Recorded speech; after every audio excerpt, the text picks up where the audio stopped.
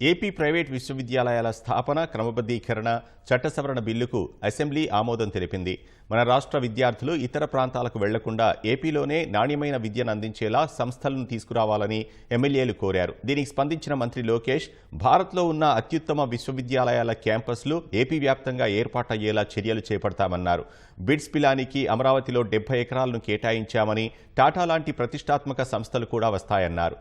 డిప్టెక్ varsity ఏర్పాటు చేయాలన్నదే లక్ష్యమన్న మంత్రి, విశాఖలో ఏఐ స్పోర్ట్స్ వర్సిటీలు స్థాపిస్తామన్నారు.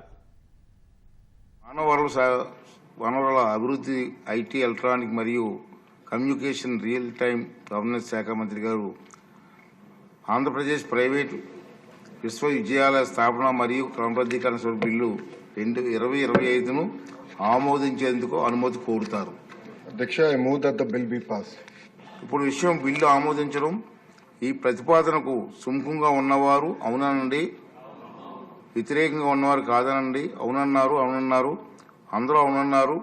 ప్రతిపాదన ఆమోదించబడింది. బిల్లు సభ ఆమోదం పొందింది.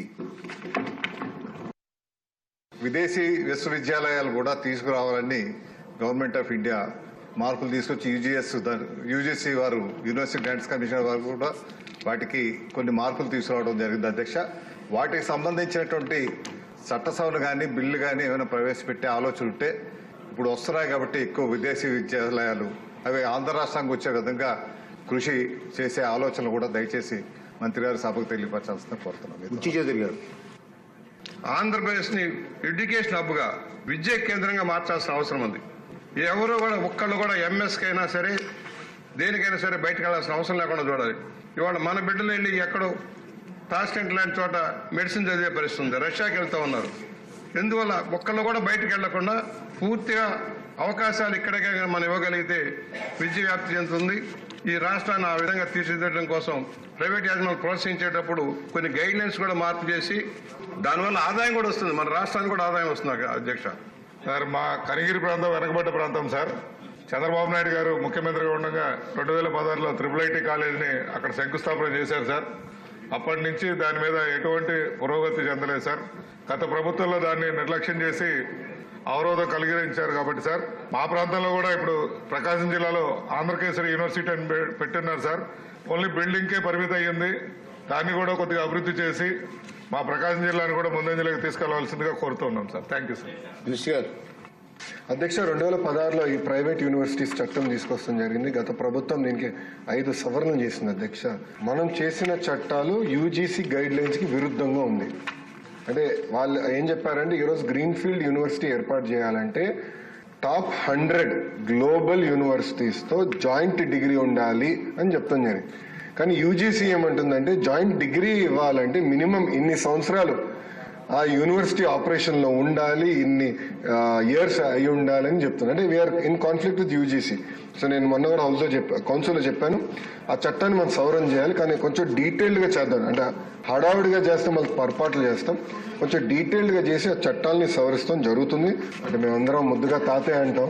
సో బుచ్చే తాతయ్య చెప్పింది ఏంటంటే, చట్టాలు మేము సవరించాలి, అంటే ఎలాంటి డౌట్ లేదు.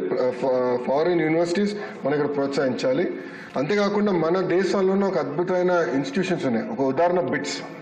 ఈరోజు అధ్యక్ష, నిన్నే కేబినెట్ మీటింగ్లో బిట్స్ అమరావతిలో ఏర్పాటు చేసేందుకు 70 ఎకరాలు కేబినెట్ కూడా ఆమోదం తెలిపింది. అధ్యక్ష, బిట్స్ ఆంధ్ర రాష్ట్రానికి వస్తుంది. అంతేకాకుండా అధ్యక్ష, సార్ కోరికలు పెంచుతున్నారు, ఆగండి సార్, పూర్తి చేస్తాను. బిట్స్ తీసుకొచ్చి అధ్యక్ష. రెండోది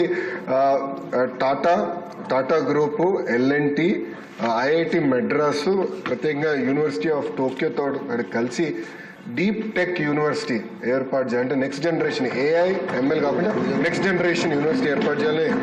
సాకని ఆదాయన తెలుసు కదా గౌరవ ముఖ్యమంత్రి గారి గురించి, ఆయన పర్సనల్గా లీడ్ చేస్తున్నారు. ఇది ప్యాషన్ ప్రాజెక్ట్గా లీడ్ చేస్తున్నారు. ఇది నేను బలంగా నమ్మేది. మొత్తం ఎకో సిస్టమ్ని రెవల్యూషనైజ్ చేసే యూనివర్సిటీ అది కూడా తీసుకొస్తున్నాం అధ్యక్ష. నేను పర్సనల్గా తీసుకుని ఒక ఏఐ యూనివర్సిటీ విశాఖపట్నంలో ఏర్పాటు చేయాలని లక్ష్యంతో ఉన్నాం. అదేవిధంగా ఒక స్పోర్ట్స్ యూనివర్సిటీ కూడా చేయాలని అధ్యక్ష. ఇది ఇప్పటివరకు ఉంది. ఇంతేకాకుండా ఎకనామిక్ డెవలప్మెంట్ బోర్డుతో కూడా అనేక యూనివర్సిటీస్ ఆల్రెడీ చర్చల్లో ఉన్నాయి. ఒకటి యూనివర్సిటీ ఆఫ్ టోక్యో కూడా చర్చలో ఉంది, AMA యూనివర్సిటీ ఫిలిప్పీన్స్ నుంచి కూడా చర్చలో ఉంది అధ్యక్ష. ఇంతేకాకుండా ఇతర యూనివర్సిటీలు కూడా వాళ్ళందరూ వచ్చి కలుస్తూ అంటున్నారు. సో ఈ సెషన్ అయిన తర్వాత వాళ్ళందరితో మీటింగ్ పెట్టుకుని పెద్ద ఎత్తున ప్రైవేట్ రంగంలో కేవలం ఇంటర్నేషనల్ యూనివర్సిటీ కాదు, భారతదేశంలో ఉన్న టాప్ యూనివర్సిటీస్ అందరినీ ఆంధ్ర రాష్ట్రానికి తీసుకొచ్చే విధంగా, ఇంకో పక్కన కొన్ని పార్లమెంట్లు మనం చూసేగల ప్రభుత్వ విశ్వవిద్యాలయాలు, ప్రైవేట్ విశ్వవిద్యాలయాలు. సో మంత్రి అయిన తర్వాత అది బ్యాలెన్స్ చేయాలన్న ఆలోచనలో అక్కడికి వాళ్ళకి అంటే కొంచెం ₹2 ఎక్కువ ఇన్సెంటివ్స్ ఇచ్చి అలాంటి ప్రాంతాలు కూడా తీసుకెళ్లి అన్ని ఏదైతే పార్లమెంట్లోనే కనీసం ఒక్క యూనివర్సిటీ అనేది ఉండాలనే లక్ష్యంతో మన కూటమి ప్రభుత్వం పనిచేస్తుందని గౌరవ సభ్యులు తెలుపుకుంటూ, ఉగ్ర గారు చాలా తేలిగా మా ప్రాంతం వెనుకబడిన ప్రాంతం అని అంటున్నారు అధ్యక్ష. ఇంకో 3 సంవత్సరాలు ఇవ్వండి అధ్యక్ష వాళ్ళకి. CBG ప్రాజెక్ట్, రిలయన్స్ ప్రాజెక్ట్ మొత్తం ఆయన ప్రాంతానికి వస్తుంది. ఆయన ప్రాంతం రూపురేఖలు రాబోయే 3 సంవత్సరాల్లో మారబోతున్నాయని గౌరవ సభ్యులు తెలుపుతున్నారు అధ్యక్ష.